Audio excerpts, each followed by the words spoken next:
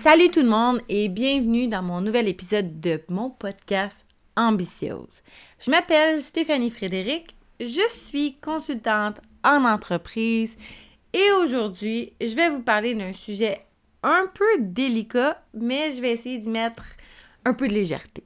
Je vais vous parler de l'importance de ventiler vers le haut, c'est-à-dire à son boss et non à son équipe, mais je vais aussi vous parler des risques qui sont associés à ça, parce que c'est pas sans risque. Si c'est la première fois que tu entends parler de ce conseil-là, c'est une pratique qui est bien connue, qui consiste à partager tes frustrations, tes irritants, puis tes plaintes à ton boss plutôt qu'à tes employés. Puis il y a plein de très très bonnes raisons pour lesquelles c'est recommandé de faire ça. Aujourd'hui, je vais commencer par t'illustrer les répercussions possibles si tu ventiles vers le bas, c'est-à-dire sur tes employés, plutôt que vers le haut. Mais après, je vais quand même te sensibiliser sur les risques qui sont associés à ça parce que c'est pas recommandé dans toutes les situations puis à n'importe quel moment. Puis je vais te donner aussi mes recommandations sur qui ventiler si tu as un trop-plein. Parce qu'on a tout un moment donné un trop-plein, t'sais. Puis là, je le sais, tu m'écoutes, puis tu dis, là, je suis jamais gagnant, peu importe si je ventile vers le bas ou je ventile vers le haut. Mais attends, c'est pas ça pantoute. Tu sais, les relations, c'est un peu comme apprendre à danser la salsa. Au début, tu te retrouves sur la piste de danse sans trop savoir quoi faire. Tu regardes les autres couples qui se déhanchent, ils ont des beaux moves, puis ils savent se déhancher. Puis là, tu te demandes comment ils font pour coordonner leurs mouvements si harmonieusement que ça. Je suis pas une danseuse, moi. C'est là que tu réalises que les relations, comme la danse, ça demande de l'apprentissage puis de la pratique. Fait que tu dois apprendre des pas de base, les techniques de guidage puis d'écoute. Tu fais un pas, l'autre réagit, mais il faut qu'initialement, tu apprennes les pas. Imagine un couple de danseurs qui n'aurait pas pris le temps d'apprendre les pas ensemble. Ce serait juste un beau petit chaos sur la piste de danse. Un voudrait faire une figure de salsa, l'autre essaierait de danser du tango, puis ça finirait en désastre. De la même manière, dans une relation, si les deux personnes ne sont pas sur la même longueur d'onde, les pas seront jamais coordonnés. Vite, vite, lent, vite, vite, lent. Mais avec de la pratique, de l'écoute, puis de la communication, les choses commencent à s'harmoniser tranquillement. Les mouvements deviennent plus souples, plus fluides, les erreurs se font moins fréquentes, puis là, tu te sens de plus en plus à l'aise sur la piste de danse de la relation. C'est sûr que tu vas faire des faux pas une fois de temps en temps. Tu te plantes, tu fais une mauvaise interprétation d'un signal, mais c'est normal. Ce qui compte, c'est de savoir se relever, d'accepter que tout le monde commet des erreurs, ça arrive qu'on pile sur le pied de l'autre, puis d'en rire ensemble. Fait que quand je te donne des conseils sur les relations en entreprise, c'est un peu comme si je te montrais des pas de danse. Ça change pas qu'il va falloir que tu ailles out there, puis que tu te pratiques, que tu te regardes dans le miroir, t'essaies, t'écoutes, t'identifies les signaux, tu communiques, puis que tu acceptes qu'il va falloir que tu fasses des erreurs à travers le processus d'apprentissage. Puis t'as pas besoin de devenir un danseur professionnel pour apprécier le moment, puis te laisser emporter par la musique. Bon, maintenant que j'ai essayé de t'illustrer ça avec une belle petite analogie de la danse, là, je me lance dans le vif du sujet. Qu'est-ce qui va se passer si tu décides de ventiler vers le bas? C'est-à-dire sur ton équipe plutôt qu'auprès de tes dirigeants. Mettons que tu es un boss. Ventiler vers le bas, ça peut sonner comme ça. Aïe aïe, Carl a encore fait des erreurs. Il fait jamais ce qu'on lui demande. Il est toujours en retard, puis franchement, ça me tape ses nerfs. Hier, il était encore en retard à la réunion, il n'avait pas préparé le rapport qu'on lui avait demandé.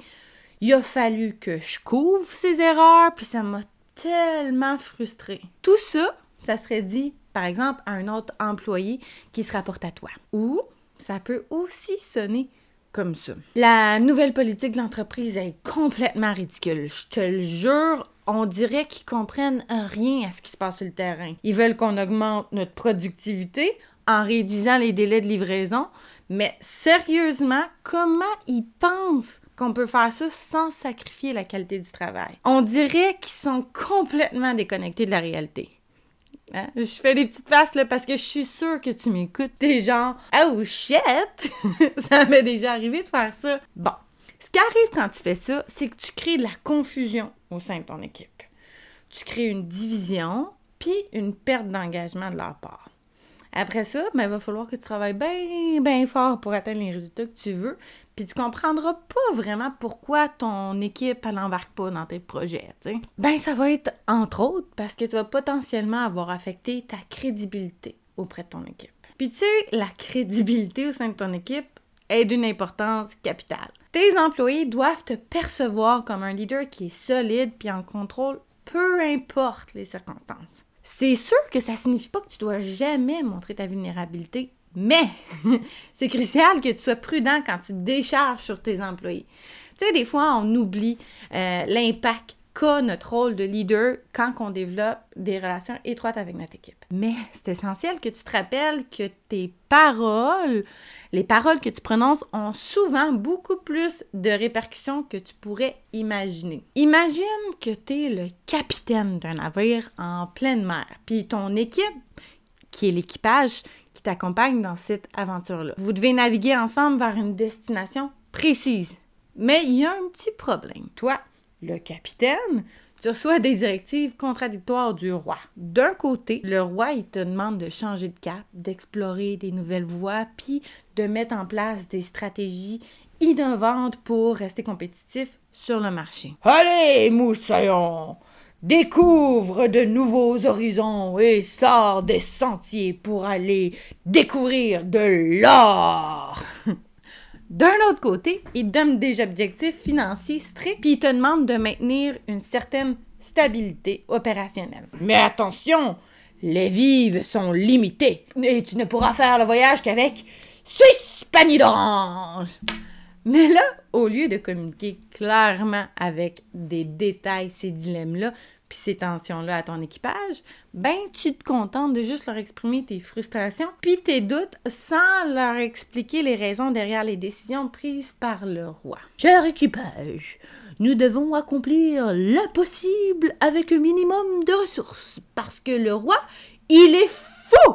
Résultat, ton équipage se retrouve dans une situation de confusion puis de désengagement. Imagine que chaque mois qui passe, ton navire, il avance pas aussi rapidement que prévu. Les membres de ton équipage se sentent complètement déconnectés des objectifs du roi parce qu'ils comprennent pas clairement pourquoi certains changements sont nécessaires. Fait qu'au lieu d'adhérer pleinement aux décisions, ils se retrouvent divisés puis résistants au changement. Puis ça, tu veux pas ça. Je suis tannée d'explorer le monde avec presque rien à manger dans un but qui fait absolument aucun sens! Fait que cette situation-là a créé un manque d'engagement au sein de ton équipe. Parce qu'ils voient pas comment leur action contribue réellement à l'atteinte des objectifs du roi. Ils se sentent frustrés, démotivés, puis complètement déconnectés de la vision globale que leur leader, toi, étant le capitaine, t'as choisi de leur exprimer tes frustrations plutôt que de leur expliquer les raisons entourant les décisions du roi. Maintenant, imagine si tu avais choisi une autre approche. Au lieu de ventiler vers le bas sur ton équipage, puis de partager tes frustrations, tu aurais pu prendre le temps de communiquer avec le roi. Tu aurais exprimé tes préoccupations, tes doutes, puis tes idées pour trouver des solutions ensemble. Mais mon cher roi, 6 paniers d'oranges ne sont pas suffisants pour avoir assez d'énergie pour explorer le monde. Nous avons besoin de 6 paniers d'oranges, 3 poules et 8 cannes à pêche pour nourrir l'équipage tout au long de notre aventure pour aller récolter l'or le plus rapidement possible. Puis là, le roi pourrait te dire quelque chose du genre « Mais nous sommes à court de vivres. L'or que vous récolterez nous servira à acheter des matières nécessaires pour récolter d'autres vives. Je peux cependant vous ajouter les 8 cannes à pêche dont vous avez besoin. L'avenir du peuple dépend de vous. Autrement, notre civilisation mourra! » En ayant ces discussions-là avec le roi, tu aurais pu clarifier des objectifs, résoudre les dilemmes, puis créer une vision unifiée pour ton équipage. L'équipage aurait compris que les changements sont nécessaires pour maintenir la compétitivité du bateau, pour aller chercher les vivres, puis il aurait été plus enclin à adhérer aux décisions en comprenant la raison du pourquoi. Cette approche-là aurait permis de créer une espèce de synergie entre toi puis l'équipage et le dirigeant. Tout le monde aurait travaillé ensemble vers un objectif commun, puis le navire aurait pu avancer plus rapidement puis plus efficacement. Donc, retiens cette analogie-là pour comprendre les impacts possibles de ventiler vers le bas au sein de ton équipe. Pour t'aider, tu peux planifier régulièrement des réunions d'équipe, des séances de rétroaction, puis des moments d'échange informels pour maintenir le dialogue ouvert. Assure-toi d'être disponible pour écouter les préoccupations individuelles de tes employés, puis d'y répondre de manière respectueuse et constructive. Ça va t'aider à éviter les répercussions négatives d'une communication inappropriée, puis favoriser un environnement de travail où chacun se sent écouté, soutenu puis engagé. Souviens-toi que la communication, c'est un des piliers d'une équipe performante puis prospère. Fait qu'investis du temps et de l'énergie pour récolter les fruits d'une collaboration qui est harmonieuse. Donc ça, c'est pour montrer pourquoi c'est essentiel quand tu es dans une position de leadership de canaliser tes préoccupations puis les diriger vers les bonnes personnes au sein de l'entreprise. Ça va t'éviter tellement de malentendus. J'arrête pas de le dire, mais ça va favoriser une communication transparente puis maintenir l'alignement entre tes objectifs individuels puis ceux de l'entreprise. Mais attention, ceux qui m'écoutent ou qui me regardent, parce que la ventilation vers le haut, c'est pas sans risque. Okay? Le premier danger, c'est de choisir le mauvais moment pour ventiler vers le haut. Tu sais, fais juste imaginer. Tu es sur le point d'appeler ton boss pour lui parler de tes frustrations concernant un dossier qui tourne mal.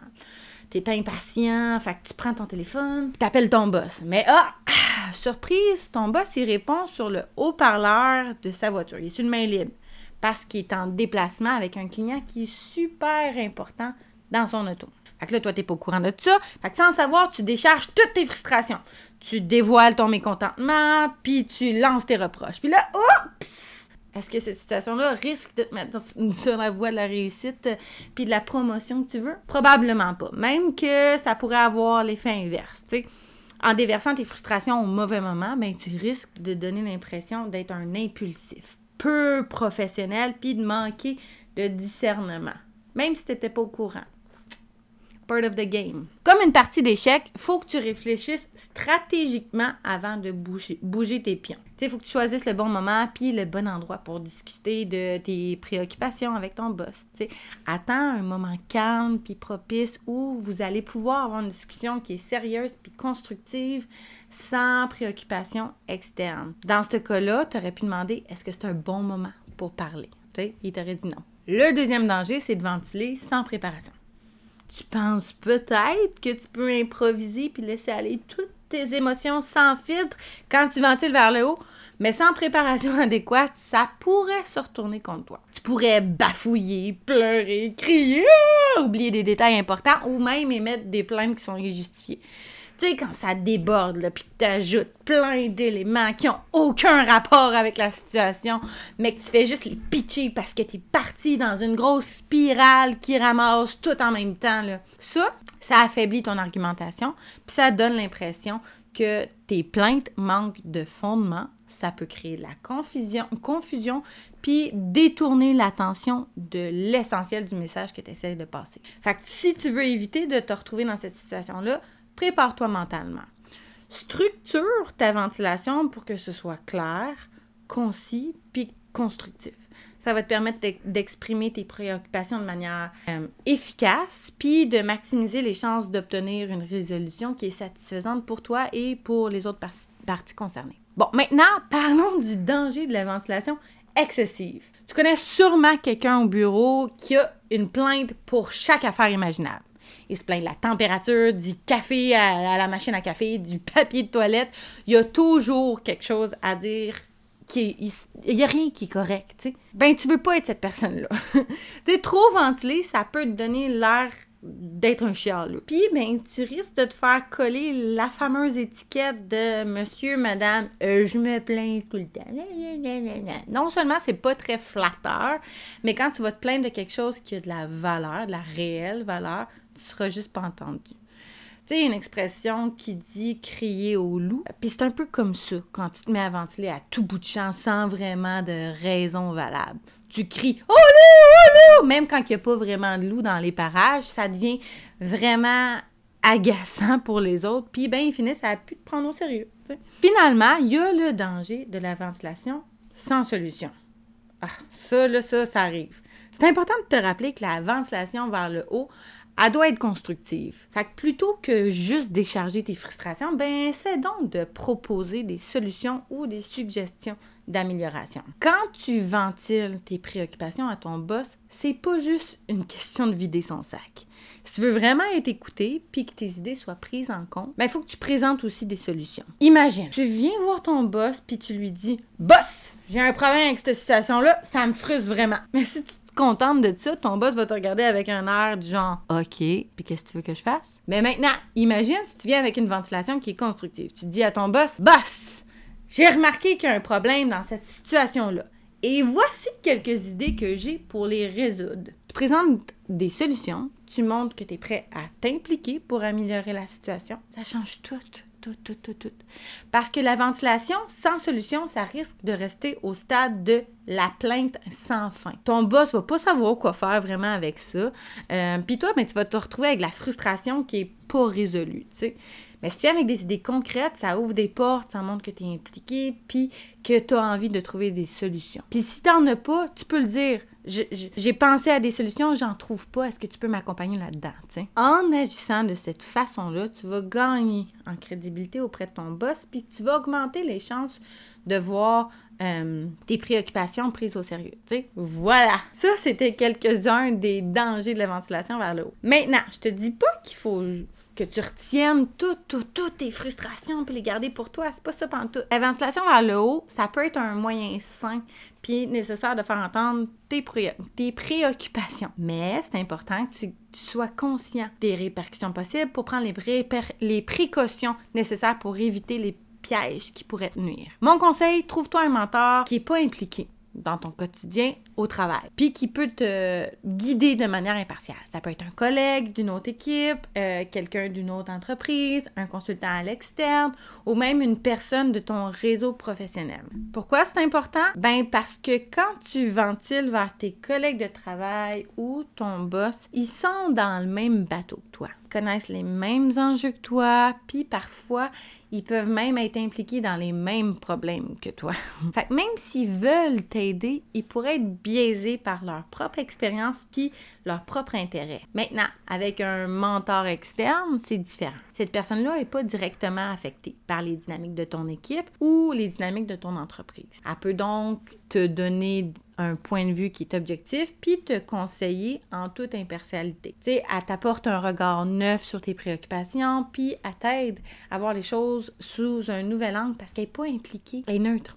Un mentor, c'est un peu comme un phare dans une tempête. Quand tu te sens perdu, quand tu as besoin de conseils éclairés, ben tu peux compter sur lui. Cette personne-là possède l'expérience et la sagesse pour t'aider à naviguer dans les eaux agitées de ton environnement professionnel. Elle peut te guider à travers des conseils pratiques, t'aider à prendre les meilleures décisions. Ça peut être une personne que tu admires professionnellement, quelqu'un qui a de l'expérience dans ton domaine ou même quelqu'un qui a réussi dans un domaine complètement différent du tien. L'important, c'est qu'il ou elle soit prête à t'écouter, te conseiller puis à te soutenir dans ton cheminement professionnel avec tes bons côtés puis tes défis. Avoir un mentor, c'est comme avoir un guide dans la jungle de ta carrière. Cette personne-là peut t'aider à éviter les pièges, à saisir les opportunités puis à développer tes compétences. Fac, sous-estime pas l'importance d'aller chercher ce fameux mentor-là. C'est tout pour aujourd'hui. Merci énormément